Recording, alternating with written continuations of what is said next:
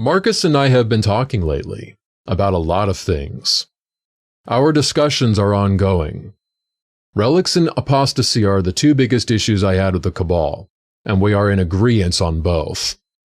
This video is about apostasy, and explaining how Somnus Dreadwood, or Eric, injected deception into the meaning of apostasy so he could play as the Dark Lord and get everyone to cower in fear of him. One of the things Marcus explained to me is that apostasy is rare. Very rare. It is a punishment reserved for those who had gained significant power and are continually abusing it over and over. They're unreasonable and refuse to work things out or make amends. They have harmed others, typically many others, and are a threat. There is an extensive ritual involved in the process, and the Grandmaster isn't the only one who has this ability either. All the Tower Masters can do this ritual, but there is a risk involved.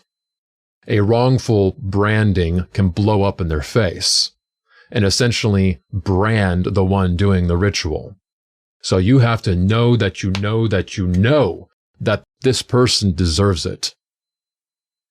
For the most part, Eric never did this ritual. He just made threats to get people to bow to him. And the bar for apostasy was set so low.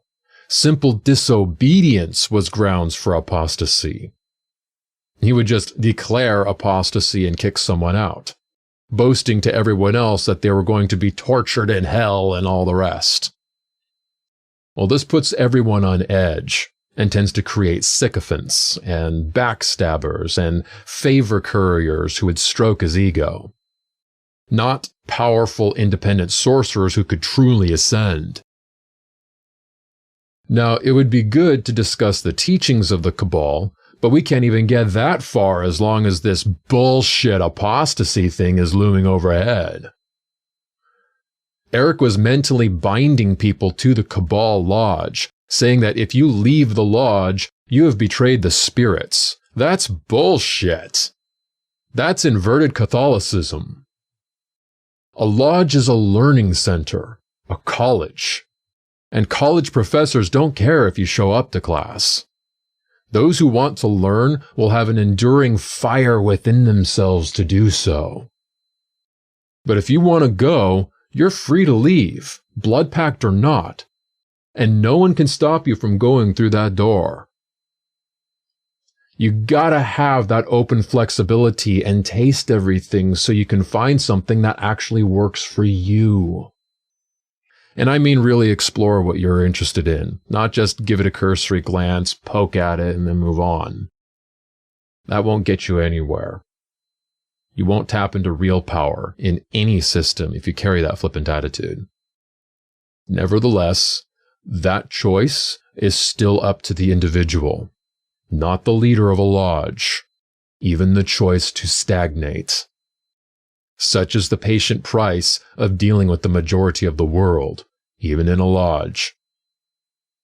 Also, being thrown out of a lodge for petty misconduct is different than grand curses. If someone is insulting people, being unreasonable and disruptive without contributing anything, they gotta go. Even for the morale of the group. Everybody appreciates it when you get rid of a jackass.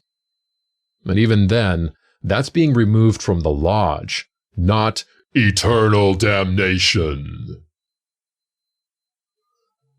Another interesting development is that Marcus told me he no longer considers me or the others to be apostates. In fact, by the sounds of it, no one that Eric named during his tenure is a true apostate. And as a small quibble, I don't really like the term apostate, nor do most others. And I strongly recommend to Marcus that he change it. This is a loaded term, and a lot of bitterness is attached to that word. And besides that, it's the wrong term. The definition of apostasy is renunciation. It's something you declare for yourself. It cannot be inflicted on another. The proper term is excommunication, another Catholic term, which I don't recommend either. But all these major points need to come from Marcus's mouth directly. He needs to be the one to explain all this, very publicly and very clearly. Probably as a standalone video, because this particular issue is severe enough to warrant that.